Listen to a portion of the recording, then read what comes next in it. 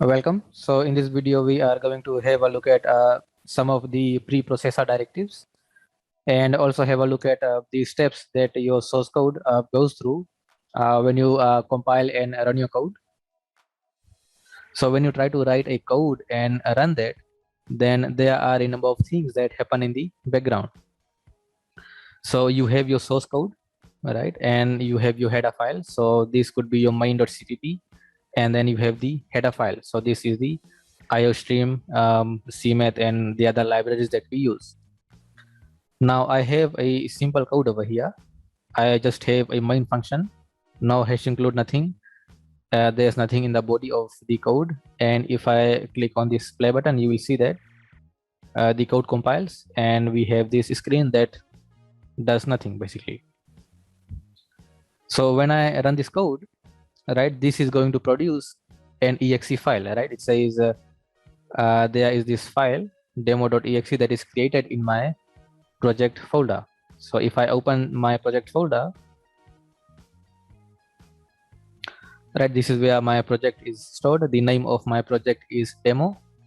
If I open this file, go to debug, you will see that we have a file here called demo.exe, right, which you can actually distribute to other users. So whatever code we had over here in our source file, that is converted to this exe file. But in the process of converting this source code into that exe file, there are a number of things that happen in the background.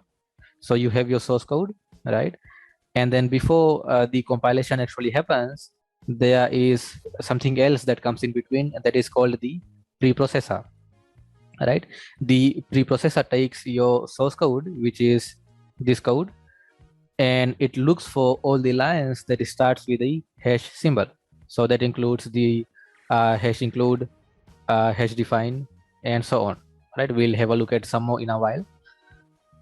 So it takes all of this source code that you have written, specifically this CPP file, and it goes to the header files. It brings the content of the header file and it pastes the code into this CPP file. And what you will end up with is a PyCPP file, which will not have any of those hash include lines. So if you want to see the PyCPP file for this particular code, so if I go to my project configuration, I'll go to properties. So under this C++ section over here, if you go to the preprocessor section, there are some options over here. And if I go to this option and set this to yes, now you don't have to change your settings of your compiler or your IDE. You can just sit back and watch the video for now, and I'll click on OK. Now I'll run the code once again, right? So the code compiles, and if I go back to my project folder, I'll go to the demo folder, debug. So you will see that we have a file here called main.i, and if I open this, you will see that we have the same code that we have written over here, right, int main, and that same code is over here in main, and we have this extra line over here that basically tells where this code is coming from, right? I can remove this line, so I can go back to my project properties, and under this option I'll set this to yes so that the line numbers are hidden. Okay, run the code again, right? And if I open the pre-processed file once again, you will see that we have this main function only. So what happened over here was the preprocessor, it took our main.cpp file, right, this code, and it did some pre-processing, and that it produced this CPP file, right, py++ file. Now this file will be fed to the compiler, right? The compiler will compile the code and produce the assembly code. So we'll come to this in a while. Let us first have a look at this py+cpp file. Now I'll go back over here and I'll add some more code. So I'll define a constant variable. So I'll call this double pi, and let's set the value of pi to 3.14, right? And then inside our main function, let's do some calculation. I'll set the radius to 2, and let's calculate the area. So we can say double area is equal to pi r squared. So pi times radius, and if I compile this code, right, and if I have a look at the pre-processed file, then once again you will see that we have the same thing as our source code. Now once again, this preprocessor only takes care of the lines that starts with a hash symbol, right? Now in our code we didn't have any line that starts with a hash symbol, so that is why we end up with the same code. Now instead of using this constant variable, I'll use the hash define preprocessor directive to define the value of my pi. Now so far we have seen how we can use this hash define keyword to actually define a constant variable, but this hash define keyword can do a lot more. So if I run this code for now and have a look at the pre-processed file, then you will see that we have a slightly different code. So in here we had this hash define line, which is not over here, and this pi variable is no longer there, and instead of that we have this 3.14. So what the preprocessor did was it basically did a find and replace. So it searched for all the occurrence of this pi word and replaced that with the value of pi, right? So what we are basically saying is look for the word pi and replace that with 3.14, and that is how we end up with 3.14 over here, right? So that is the use of hash define. This is just like find and replace. Now I can have hash include over here. Now so far we have seen that we can use the hash include keyword to include the IOStream header file. And why do we need this header file? Well, because if we want to do any kind of cin or cout, then we will need this particular header file, because how cin and cout works is defined in this particular file. Now once again, this particular line is for the preprocessor because this starts with a hash symbol. So what the preprocessor will do is it is going to look for a file called IOStream. It will open the file, copy all the content of the file and paste it over here, right? So when you compile this code, you will end up with a file that has the content of the IOStream header file. So we'll have a look at that in a while. For now, let me include another file. I'll call it statements.cpp, and I'll create a file under the source files, a cpp file, and I'll call this statements. All right, so now we basically have two files, main.cpp and statements.cpp. And in my main cpp file, I am saying you include the contents of the statements.cpp file. So right now statements.cpp is empty, and for now let us just run this code. So you will see that if I run this code, we get this error. It says cannot open file statements.obj, and that is because if I go to this properties of my project, if I go to this option, you will see at the bottom it says it pre-processes the C++ source files and writes the pre-processed output to a file, and this option suppresses compilation. That means the compilation will not happen if I have this option enabled, and thus it does not produce an obj file, right? So since I have this enabled, then I will not get the obj file. That is why it is not able to open this file. But anyways, instead of building the entire project, I can just compile. So if I just hit this button, compile, this is only going to compile the code. So it says the build succeeded. And if I look at the preprocessed file, we have this code. So now what I'll do, I'll go to this statements.cpp file, and let's remove this code, right? So I'll remove this hdefine, and I'll write some statements. Int x is equal to 4 plus 5, compile, right? So it compiles, and now instead of writing this code over here, I'll place the code in my statements.cpp file. I'll save this. I'll go back here and I'll bring this hash include over here, right? Your hash include does not necessarily have to be on top, right? Because the purpose of the hash include is just to include the content of this particular file over here, right? So if I now run this or compile this code, right, the code was compiled, and if I open the preprocessed file, you will see that we have this int x is equal to 4 plus 5. And where is this coming from? It is coming from this statements.cpp file. So what the preprocessor did was it went to this file statements.cpp, right? It copied the entire content, came back to main and replaced this line with the content of that file, and that is how we end up with this content.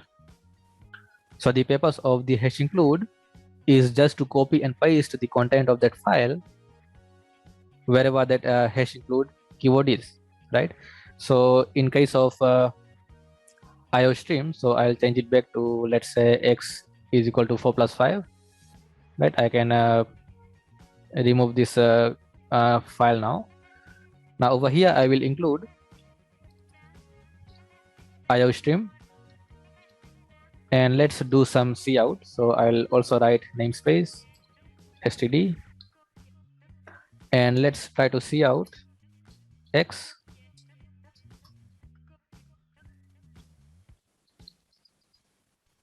Right, so now I'll compile the code once again, right? So you will see that the code was compiled, and now if I open this preprocessed file, you will see that we have tons of code inside this file.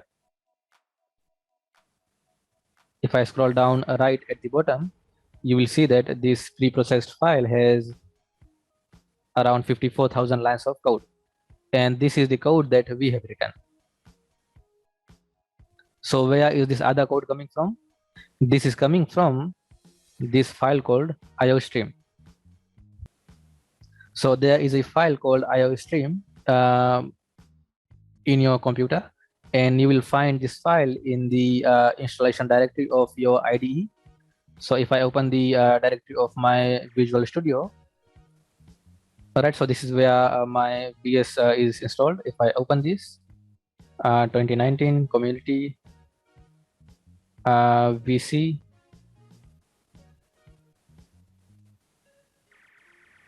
tools, and then if I go to this include folder, and over here you will find a file called IOStream.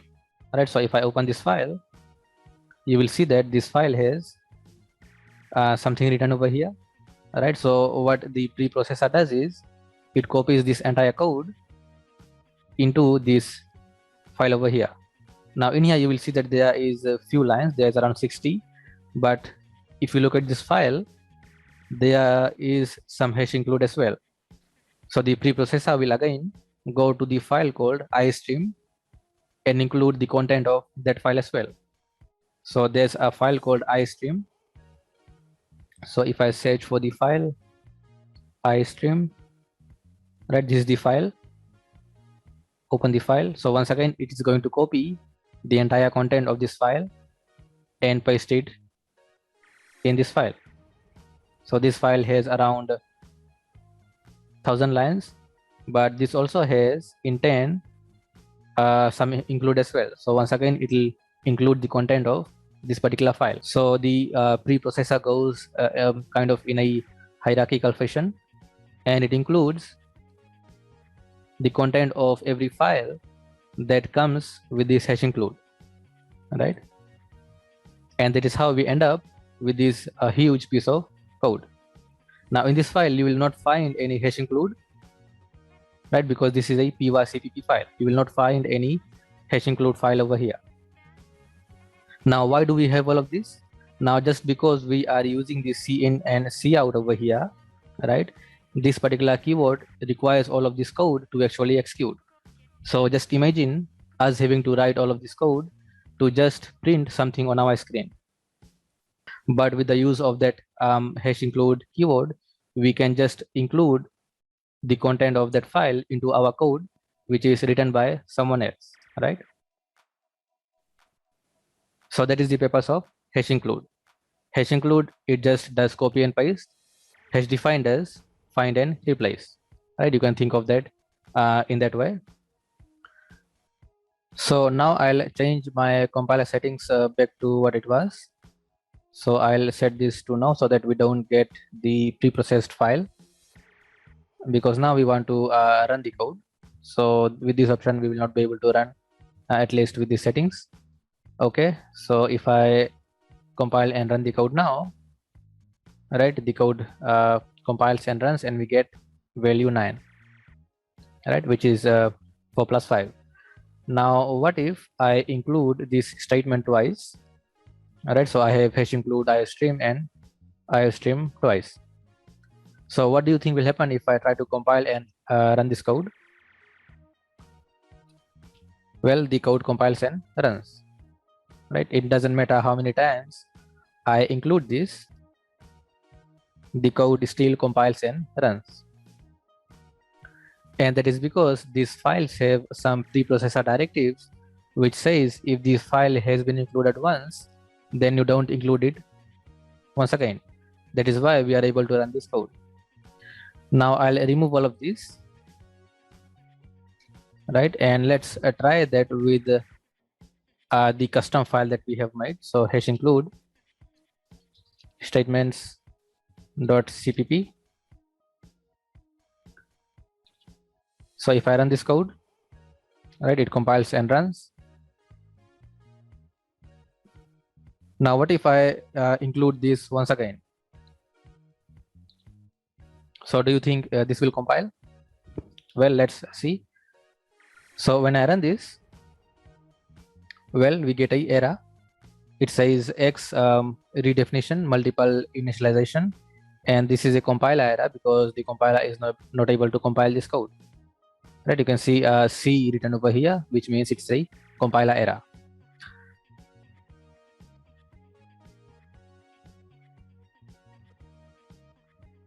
When we include the iostream header file multiple times, it does compile, but when I include my own file, it doesn't compile. So why is that?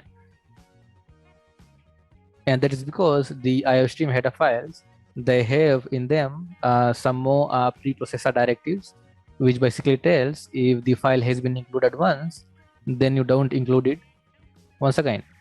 So I can do the same thing with my custom file. So over here, what I can say is I can write a preprocessor directive starting with the hash symbol. I can say if not defined, that means I am telling the preprocessor that if this particular file is not defined, right, then you define it. So over here you will pass one parameter.